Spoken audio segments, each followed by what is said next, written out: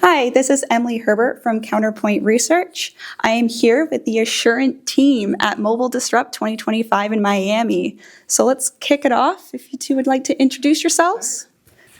Yeah, it's been a great show. Thank you, Emily. Brandon Johnson. I am the SVP of Global Supply Chain for Assurant. And I am Karen McElaney, and I head up the Asset Value Recovery team at Assurant, which basically means that we optimize the value of all the assets that come through our supply chain. Great. Thank you so much for meeting with me today. I really appreciate it. What has Assurant been up to? What are some new news you guys wanted to share? Well, it's been a slow year, as you can imagine. No, just joking. I think it's been an action-packed year for, I think not only just in our industry, I think for really all industries, right? With, kind of instability with, tariff impacts, with, just really what's going to be going on with the ecosystems. And for our industry specifically, people have really been trying to figure out, where is the industry going, what's going to be going on with pricing, which Karen's going to be talking about, what's going to be going on with the labor market. So from our perspective, it's been a strong year, but it's also been a year where we've been trying to really kind of plan and forecast really for the better part of half a year, and it's amazing we're already halfway through the year. So really, for this year, it's been a very successful year, and we're really looking forward to more of a stable, as things have stabilized this year, more into what I would call a normalcy. Mm-hmm. As we get into the second half of a year, we feel like now we've hit kind of a stable state where we're going to be kind of accelerating back to where we were before. Yep. I think this year has been incredibly interesting, different than what we've seen historically, and primarily driven by the global macroeconomics, the impacts of tariffs. What we've learned and what we've worked on is how to be in a position to protect us from the risk that's associated with that. So we distribute globally, and we have a very large presence of buyers in the United States. We also have international buyers, but we have a large population of buyers here in the United States, which helps us weather things like tariffs. Mm-hmm. But we've learned a lot of things that I've been in this for 13 years, and we've learned things this year that we never had to learn before. Like, what are the impacts of tariffs? And they have had impacts. So we've been busy leveraging our data, leveraging our buyer base to sort of proof us against the type of things that are going on when the administration makes a change in tariffs. Mm-hmm. Perfect segue. Present day. You mentioned there have been impacts because of tariffs. So what have those impacts been, whether on the business side, consumer side? Where are you guys seeing kind of those changes happening? Yeah, I think we can cover a few different segments with tariffs. I mean, I'll start with we'll call the front end of our business, right? The trade-in side, right? The consumer behavior. We've actually seen trade-in volumes go up. Mm-hmm. And this is because of the perceived uncertainty of what iPhone, Samsung, other OEM pricing may be. Consumers are saying, I might want to trade in my phone now so I can lock in that pricing. So we've actually seen behavior where volumes have actually increased. Mm-hmm. So volumes in our supply chain have gone up. We've also in our DCC, our device care centers, where we process millions of devices. We have installed millions of devices of an automation, right? Instead of really being reliant on manual labor, which we do have, plenty of dedicated employees that work hard for us every single day. We've supplemented that with a really great automation strategy that delivers us a consistent product. And what that's allowed us to do is really be able to, absorb any labor shortages that might be in the market, right? So as we've seen, difficulties with, perhaps labor related to tariffs, or maybe, difficulties with whether it's immigration status in the market, we've been able to not have any disruption in that. And then finally, the secondary market, we did see some tariff impact. I do want, Karen, for you to talk about what happened when a lot of those tariffs were announced, and then how the market's changed since then. Really interesting, with each of the tariff announcements. So there's a constant decay in the value of these devices over time. Mm-hmm. Sometimes the supply is greater, sometimes the supply is less, so sometimes prices are more stable, sometimes prices decay. But with each tariff announcement, what we discovered was 2 weeks precisely 2 weeks after the tariff announcement was made, we had a sudden drop-off on our average selling prices. And to be expected, the thing you have to keep in mind is that the tariffs are on devices coming back into the United States. And what you need to know is even though devices are traded in the U.S., that supply makes its way, some of that supply makes its way at global markets. Mm-hmm. And there is value add and repairs that happens to those devices. And some of those come back into the U.S. So the impact of tariffs on the secondary market is a real thing. And what we would see is with each tariff announcement, our prices would drop off a cliff more than expected for that time of year. And then about 2 weeks later, they would start to stabilize again. And then they'd start to climb up a little more back to where they should be at that time of year. And then another announcement would be made. And 2 weeks later, the prices would drop. Right now, we have not had an announcement in some time. But right now, the market is very stable, very strong. Typical of this time of year, supply is lower leading into peak season. So supply is lower, demand is good, and price is strong. So even though the tariffs did have sort of a short-term immediate impact every time, it has not sustained. Now, it remains to be seen what will happen go forward, but that's been the impact so far.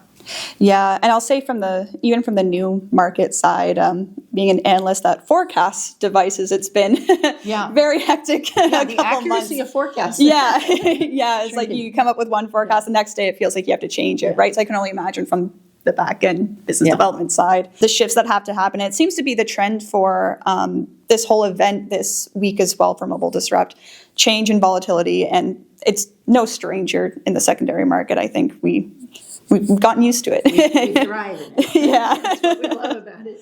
So speaking of more disruptors, it wouldn't be a tech conference if we didn't bring up AI, I guess. So has any on-device AI changed the processing in the back end?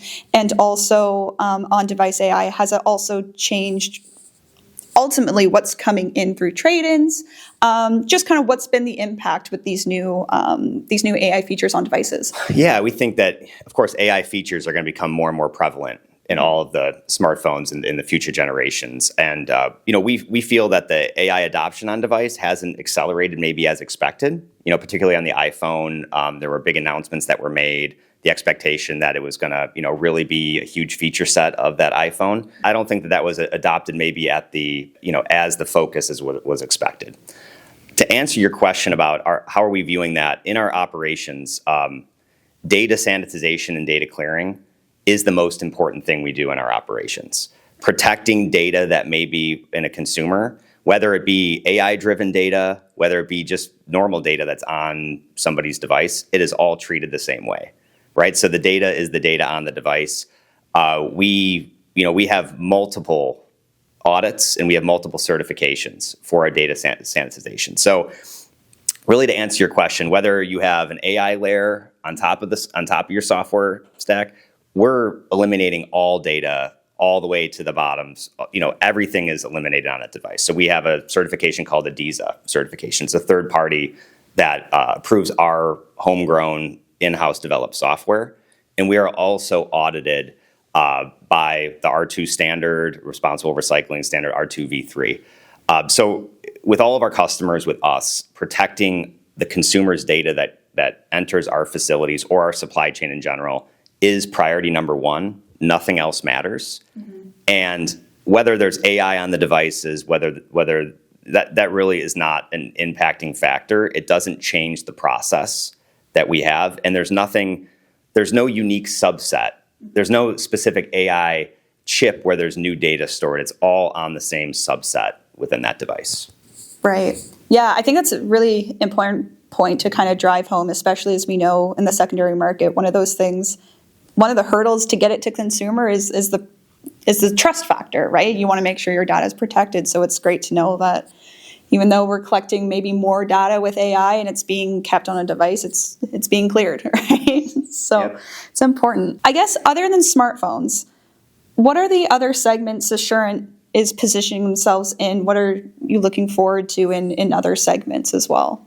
Yeah, and I'll let Karen talk more specifics, but just we look at things from an the organization we're part of is Connected Living, right? So we're trying to connect, every person to all of their connected devices, whether it's in your home, whether it's in your car, really, every electronic you interact with, right? So we, in our device care centers, in our ecosystem, are trying to really build, not just thinking about, oh, it's your mobile phone, it's everything that you interact with, whether it be a wearable, whether it be hearables. And we're developing, technology that can data clear, process, diagnose all of those devices to get them back into a consumer's hand.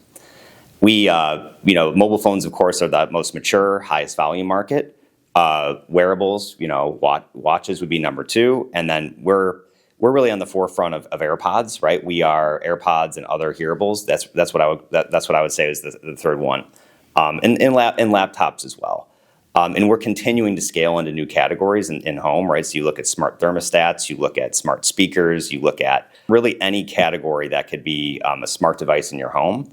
We're actively developing technologies to develop that. Another thing to think about is as carriers and cable companies converge, right? So you have the MSOs getting into cellular, and you have cellular getting into cable and home. The products are converging at the same time. Mm-hmm. So the processors need to be able to not only handle mobile devices, they need to be able to handle the fiber routers and the whole ecosystem of products that all of the carriers, MSOs, are going to be providing into one ecosystem. I do want Karen to also give some insights. It's the great thing about the position that we're in is we process and sell millions of phones every year, and we're very, very good at it. And so we have an infrastructure built that will support similar processes and sales strategies for other products. So that's where we start. And then I lean on Brandon's innovation team to come up with solutions to help us with those categories. But the most exciting thing is that we are poised to scale with those other categories. Like you said, hearables, wearables, tablets, pencils, you name it, Apple TV boxes. Mm-hmm. And our clients and folks who are not our clients are coming to us now and saying, can you build an infrastructure around these categories that includes trade-in, that includes liquidation, that includes value add and repair? And there's a demand on that side for the services, and there's a huge demand in the consumer market for it because of the affordability and because the devices, the handsets, have allowed us to build that trust in the marketplace. Mm-hmm. So once somebody experiences a refurbished device, a certified pre-owned device, and they're thinking, gosh, I got that for half of what I would have paid for a brand new one. What could I do with a new pair of AirPods or a new watch? So there's demand on both sides. And luckily, we're in a position from an operations standpoint and innovation standpoint to take advantage of that and really scale. Yeah, it makes sense. Just circular economies, close the whole loop, right? Yeah. Why not just stop at smartphones, Yeah, right? the example is bleeding through to all different industries. Mm-hmm. Everything you can imagine beyond mobility, people are talking about how do we do a trade-in? How do we extend the life of that thing? Yeah. Well, I guess beyond right now, too, what does Assurant have in store for the rest of 2025? Or what are you guys most excited about in this market that you're seeing, whether it's the end of this year or going into next year? Okay, well, keeping in mind that my team is responsible for optimizing the value of the devices that come through our supply chain. And Brandon he's my boss, and he has a much broader scope of work, which includes innovation and processing. So there's two different answers to this question. But from an AVR point of view, we had an announcement out yesterday about a partnership with a company called Plug, which is a online D2C seller, world class, doing things differently than others. And it's just a really great opportunity. For me, going into the second half of this year, that is a wonderful opportunity for us to get closer to the consumer, relying on a team that is really experienced and has a built-in global buyer base to move consumer-ready devices through that channel. That's the thing that I'm most excited about. Really close next to that is we consume massive amounts of data, tens of thousands of data points every day, a couple of million data points a month about what the market is willing to pay for any given device. And with, speaking about AI and machine learning, with that technology, the way it is developing and maturing right now, we're able to leverage that's a lot of data to consume for a human to make reactions on quickly in real time. So we're able to leverage now artificial intelligence and machine learning to adjust use our data to drive prices up or down, depending upon how the market is behaving or how our buyers are behaving. And it happens constantly, all day, every day, as opposed to the old days where a human being was doing that kind of thing. So that is really exciting, and it's evolving very rapidly, and the machine learning is getting smarter and smarter and smarter all the time. So that gives us an opportunity to scale in ways, because we sell so many devices. Yeah. Between that, and then we also have a really holistic downstream sales strategy. So in the old days, the units were sold on spreadsheets in auction lots, just large fixed auctions. There's still a lot of that happening in the market. We choose not to sell our inventory that way. We sell it very differently. And we have a very segmented, granular downstream allocation process that's data-driven, that takes each device at the SKU level, the IMEI level, and determines which of the downstream channels is the most optimal for that single device.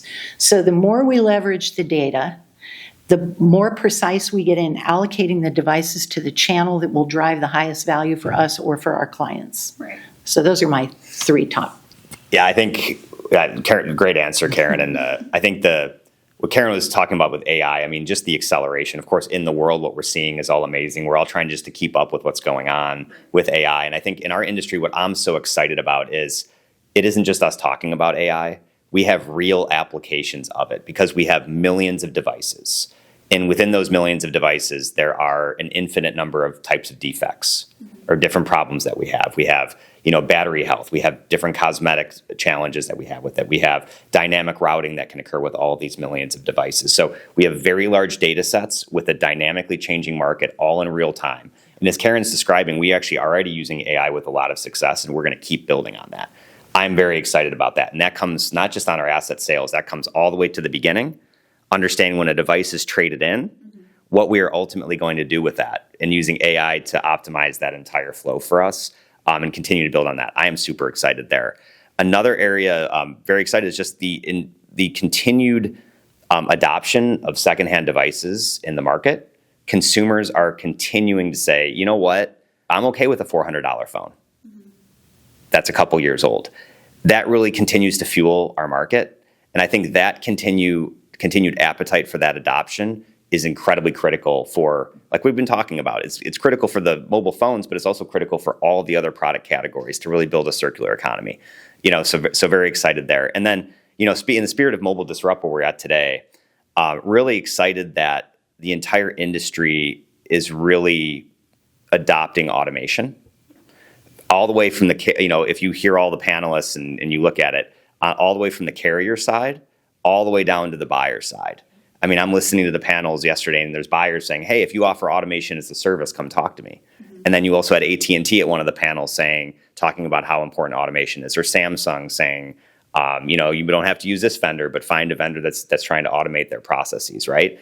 So we have an industry that is focused on automating what we do.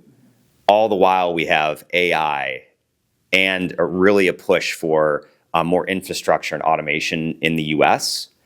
And as we talked earlier, because of the data clearing requirements, just talking about the US specifically for a minute, we have to keep that process in the US. So we have to build this automation infrastructure in the US or whichever country we're talking about, right? Whatever the originating country is, a lot of that automation needs to be provided there. So really excited about just the overall end-to-end unity and a kind of automation strategy where the industry is going. So super excited about those three things. Yeah, I think kind of everything kind of melded together. It just creates such a standard, right? That we've, like we mentioned, there's so much change. And now that we have these automated tools, we have AI, there can be a uniform standard that people can expect, right? So it can help flourish that market because people know what they're buying as opposed to, I'll just buy it new because I know what I'm getting. Now there's more standards being put into place, which is great. Thank you both so much for meeting with us today. We really appreciate it. I hope you enjoy the rest of Mobile Disrupt, and we'll speak to you soon. Thank you so much. Thank you so much.